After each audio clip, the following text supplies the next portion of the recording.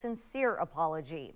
Also, it is Disability Pride Month. We'll speak with disability advocate Susan Misrari about some of the issues facing that community. But first, we have a lot to get to when it comes to monkeypox news and COVID. Joining us live now is ABC7 News special correspondent Dr. Alok Patel. Thanks for being here, Dr. Patel. Happy Friday, Karina. It is good to join you digitally as we talk about this. All right, let's get right to it. Dr. Patel, San Francisco declared a state of emergency over monkeypox yesterday. Mayor Breed said the city has seen 281 people with monkeypox infections, and health officials believe that number will grow. Dr. Patel, can you talk about what a state of emergency would do in helping with the surge?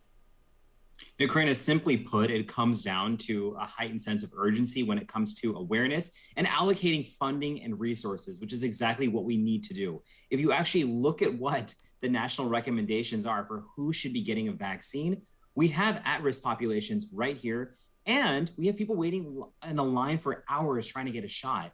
We have way more need for vaccines than what we're currently getting. So hopefully this declaration of an emergency will get people kind of paying attention to what's actually happening with monkeypox to best protect themselves, but also get us some more funding in terms of the vaccine, but also with testing and treatment. Yeah, I know it's been very frustrating for a lot of people trying to get that vaccine. It's still a challenge for some people. What's your advice to people who have to wait longer to get that vaccine?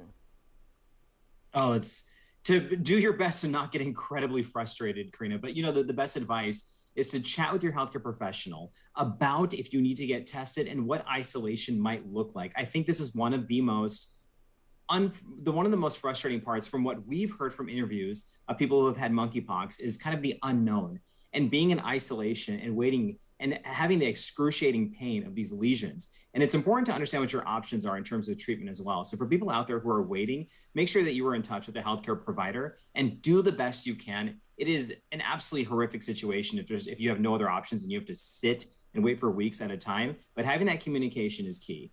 Okay, and can you go over that? I mean, when can you infect somebody? I mean, how long should you be isolating? Go over some of those details. So, Karina, simply put, the most contagious period, as far as we know with monkeypox, is when you actually have the active lesions. And the closest method to contact, the highest way to transmit the virus is through that skin-to-skin contact. Now, you can be contagious prior to this period, and when you're in a phase called the prodromal phase, where you kind of have that fever and body aches. But the real contagious period is when you're going to have those lesions. And you can consider yourself no longer contagious when those lesions have literally healed or fallen off. They've crusted over. Now, the problem is that this phase could be weeks at a time. And let's be realistic. Not everyone can isolate for weeks. People don't have paid leave. People have families. Like, this is going to potentially be a large burden if we don't get it under control. Right. And we're going to have much more on this topic on ABC7 News at 4, so tune in then. But right now, let's get to COVID. Dr. Patel, talk about the latest infections and hospitalization numbers that you're seeing. Well, Karina, it's no surprise that we're seeing a rise in actual cases across the country, you know, and estimates are saying that we are probably really seeing about seven times what is actually being reported with cases because of the amount of home testing. And if I take my journalism hat off and I consider myself only a pediatrician, we have the third week in a row of a rising case of in the pediatric population. Now, it's important to understand that hospitalizations have somewhat decoupled from the rise in cases, but people are absolutely still seeing severe illness, hospitalizations to a smaller degree, but also long COVID.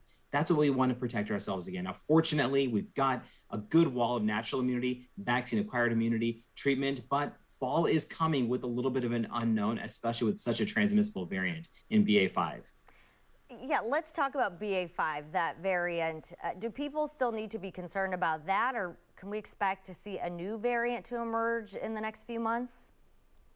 Well, I think you're absolutely correct on both fronts. People should be, I don't want to say concerned.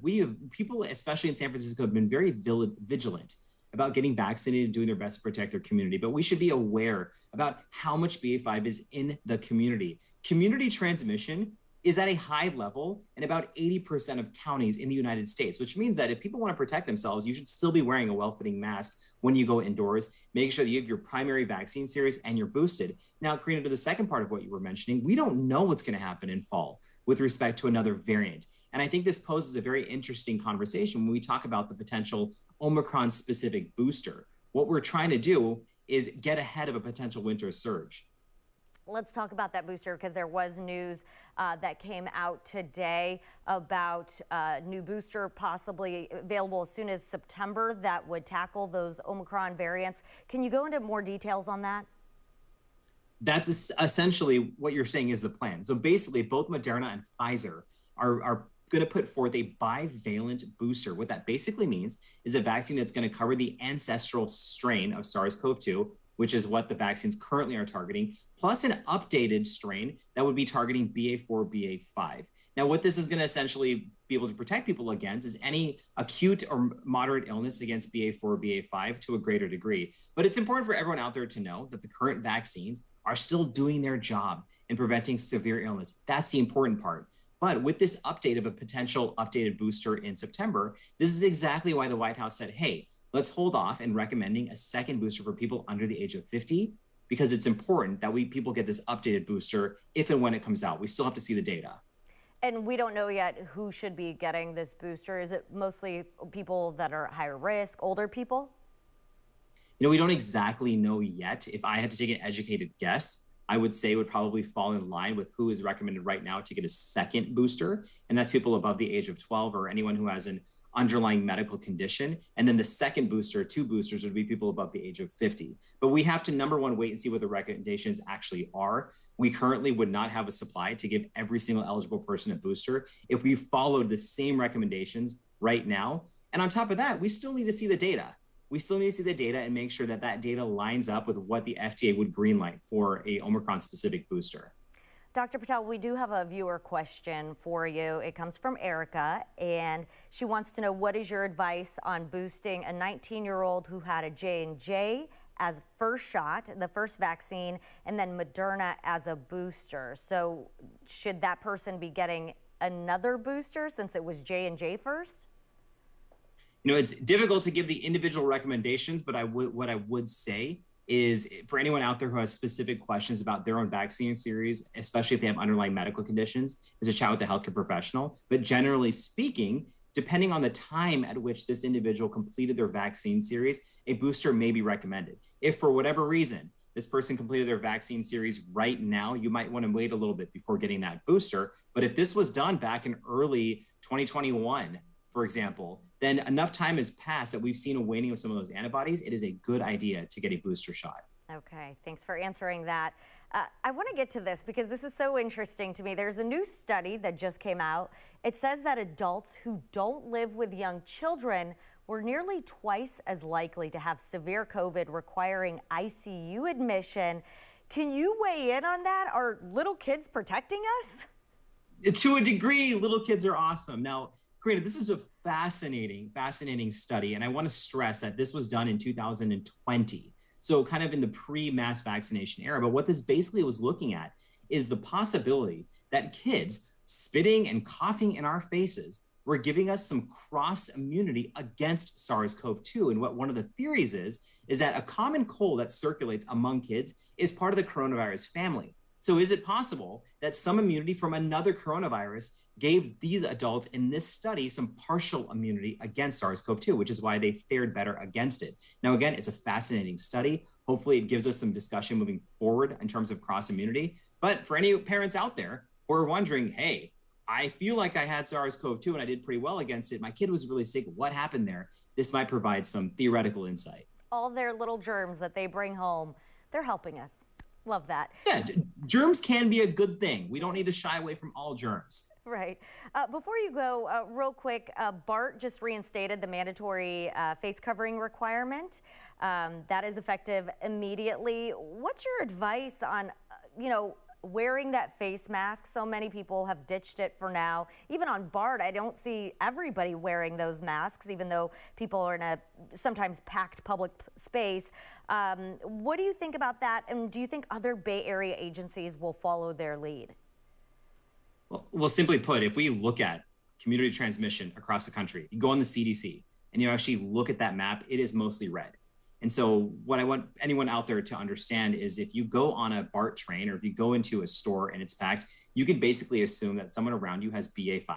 someone around you would test positive, and then you have to ask yourself, am I comfortable enough to hedge my bets that if I catch COVID, I'm going to be okay? And that is not an option for some people who have to go into the workplace, or people who live with someone who might be higher risk. And so those are the kind of decisions that you should go through your mind when it comes down to putting on a mask now in the third year of dealing with this. And that's something that I go through in my own head, because I don't want to get my family infected. I need to actually work in the hospital. I can't keep running around getting COVID. And, you know, Karina, to the last part, I would not be surprised if cases look like they do right now, if we kind of maintain that mask recommendation or mandate in specific businesses. Okay, Dr. Patel, we're out of time, but it's been great talking to you. We will be checking in with you very soon. We appreciate your time. Happy Friday, Karina. Thank you. Happy Friday. Have a great weekend. Up next, actor Will Smith breaks his silence on that infamous Oscar slap, but is his apology sincere? We have an expert that's joining us, and she's going to weigh in. In commercial break.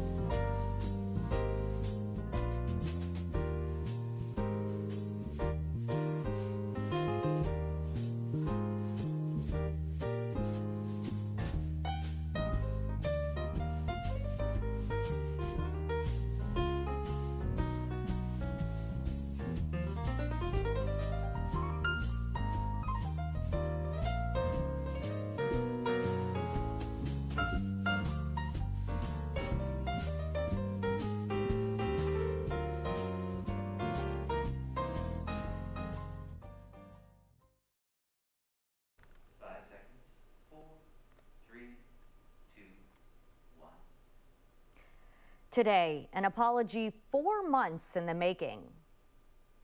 Why didn't you apologize to Chris in your acceptance speech? I was fogged out by that point. It's all fuzzy. I've reached out to Chris, and the message that came back is that he's not ready to talk, and when he is, he will reach out. So I will say to you, Chris, I apologize to you. My behavior was unacceptable, and I'm here whenever you're ready to talk. There you have it. Actor Will Smith posted this video apologizing to comedian Chris Rock for slapping him at the Oscars. If you remember, Smith went on stage and smacked Rock after he told a joke about Jada Pinkett Smith's hair, which she lost because of alopecia. Joining us live now is Marjorie Engel, co-creator of SorryWatch.com. Thank you so much for being here. We're also calling you an apology expert. Does that work? That works for me. Perfect. Well, you just saw this video and there's more to it, but it's been 4 months since the incident at the Oscars when Will Smith smacked Chris Rock. Is it too late for that apology, or is it ever too late for an apology? It's never too late for an apology. I think actually a lot of us apologize too quickly because we know we feel uncomfortable, or if you're a celebrity, you've gotten pressure to apologize and you're worried about your career. There's actually a lot of research that letting people sit for a while so you can formulate your apology and so people can decide how they feel about what happened is actually more effective than launching in fast and then giving a kind of not great apology, which is what which is what Will Smith's first apology was. Not great. Right. So some people say Will Smith should have done it that night at the Oscars, gone into a deep apology, but he didn't. He waited 4 months, so maybe he sat on it, thought about it, maybe got some help. Did his apology seem sincere to you? Yeah. One thing I want to start with is I often feel like as a middle-aged white lady, it's not necessarily my role to be interpreting this particular kind of apology. I'm a lot more comfortable weighing in on like political apologies and historical apologies. But I think what the rest of us can learn from this is this apology made up for the thing that he missed the last time, which was apologizing to Chris Rock. Mm-hmm. And I think a lot of public figures apologize to the public, apologize to the people close to them, but don't apologize to the person they really hurt. Mm-hmm. So I think this did the job. And he also says that Chris Rock is not ready to talk to him yet. When we make apologies, is that something we should just accept, that people who in our lives who we might be apologizing to finally, or even that day, they might not be ready to hear that apology? That's how you know you're doing an apology that's about the other person, which is what a good apology is, rather than about you. If you're pursuing them and demanding a conversation, demanding forgiveness, wanting to talk about, well, I did this, but you did that, that's not a good apology. A good apology means you have to subsume your ego to the other person, right? And doing it right means you can't chase after the other person to be forgiven. Right. And there are times when we feel like we have to apologize, even though we might not necessarily understand or agree. How do you make an apology like that genuine and sincere? We always say, don't apologize if you're not sorry. You're going to apologize badly if you're not sorry. And a bad apology is more damaging than no apology, which may be a controversial thing to say. I think when we reach out to the other person, again, we have to put their feelings first and foremost. And we don't get, we have a book, my co-blogger at Sorry Watch, Susan McCarthy, and I have a book coming out about apologies. And one of the things that we do both in the book and on the website is talking about there are 6 easy steps to apologizing well, yet somehow when we're under the gun, we tend to forget all of them. And that includes me. Yeah, it's not an easy thing, but do you just advise put that ego aside, apologize, and just respect the other person's feelings? I think that's what it really comes down to. What we say is there are 6 steps, maybe 6.5. The first one is say you're sorry, not I regret, or not, that was certainly an unfortunate incident. Say you're sorry. Number 2 is for what you did.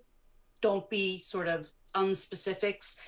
So show that you understand. 3, why what you did was harmful. 4, be really careful when you explain the why, because that can become an excuse. Number 5, say why it won't happen again. Number 6, offer to make some kind of offer of repair, repentance, reparations. And 6.5 is let the other person talk. Listen. And it sounds like Chris Rock is ready to do that. Yeah.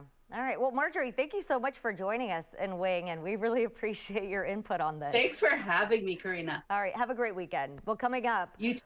Thank you. We are wrapping up Disability Pride Month with an in-depth look at some of the challenges that community faces. An advocate joins us next on Getting Answers. Yeah.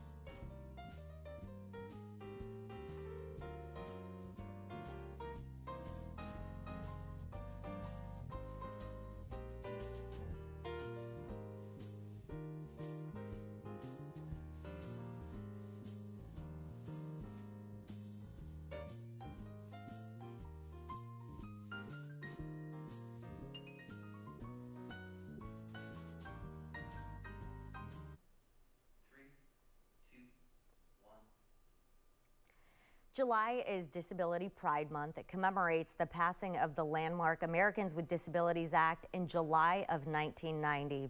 Today, I'm joined by Susan Mazrui for a deeper conversation about access and attitudes, hidden disabilities, and ableism. Thanks so much for being here, Susan. It's a pleasure to see you again. Thank you for having me again. Well, you and I had a chance to talk about this for our 30-minute Allies in Action special that's being streamed right now. But I want to go over some of the big takeaways from that conversation. First, I want people to get to know you a little bit. Tell us a little bit about yourself. You're a cancer survivor. You also battle MS. And that's changed your life in many ways. Yes, it has. The biggest change for me initially with MS was the fact that I lost the majority of my vision. And so that was a huge change. I learned to adapt. I have lots of friends who have no vision, a variety of disabilities. And then as an older person, I was diagnosed with cancer. And that was a whole different journey because even though I had been through a serious medical issue, it's different when you're a teenager versus when you're an adult and you have dependents. So I feel like I've gained phenomenal friends as a result. It certainly has been a learning experience, and it's not necessarily one I wish on other people. Right. You have been through a lot, but you're outspoken and you do a lot to try to make change happen. One thing I want to get to right off the top is why words matter. How we refer to people in wheelchairs or how we use phrases that can be considered offensive. I know we talked about this before, but can you give us some examples? Well, I think the biggest examples are one you see very commonly is wheelchair bound or confined to a wheelchair is a common phrase. And really people who use wheelchairs feel like it's a tool that gives them freedom and it's a great opportunity. And the trouble with using words like that, like confined or it makes people reluctant to adapt and use the tools that they could to have a good quality of life. Mm-hmm. And I can say, you know, as a teenager, I spent a year when I had a lot of difficulty walking. And I stayed at home for the most part because I didn't want to go out in a wheelchair. So I lost a year of my life from that. And other people are doing that as well. There's so many opportunities, so many tools. And if we can destigmatize language and destigmatize the tools, we can just go about and have glorious lives. Right. And this also ties into ableism. It's discrimination in favor of able-bodied people. Can you dig into that a little bit? Because as you know, we discussed, it's not that people are necessarily being intentional with how they act or what they say, but it is a problem and it can be harmful.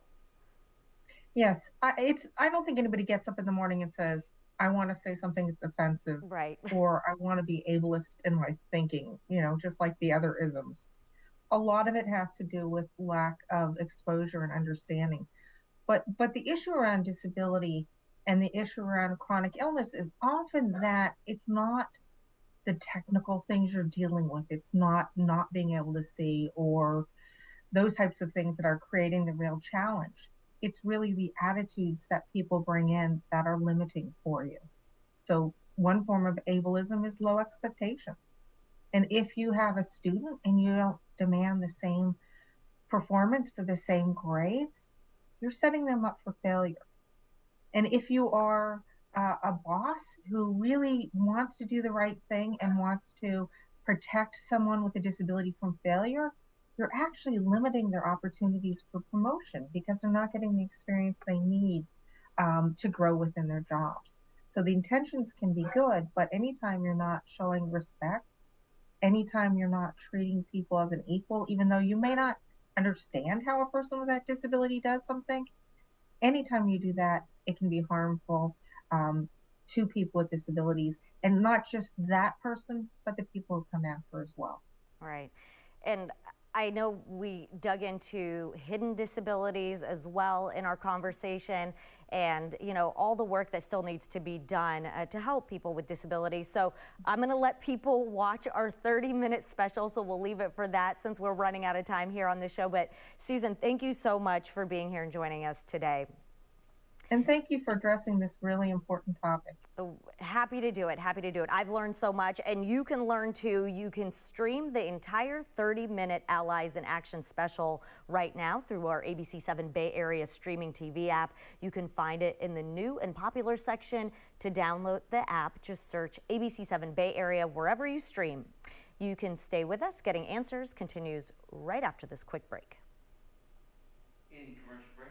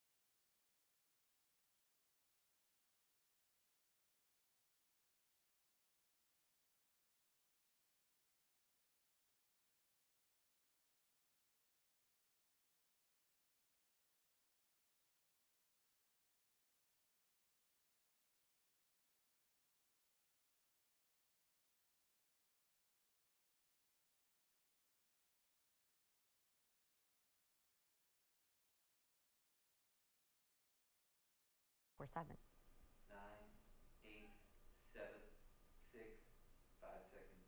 4, 3, 2, 1. Thanks for watching World News Tonight with David Muir is next.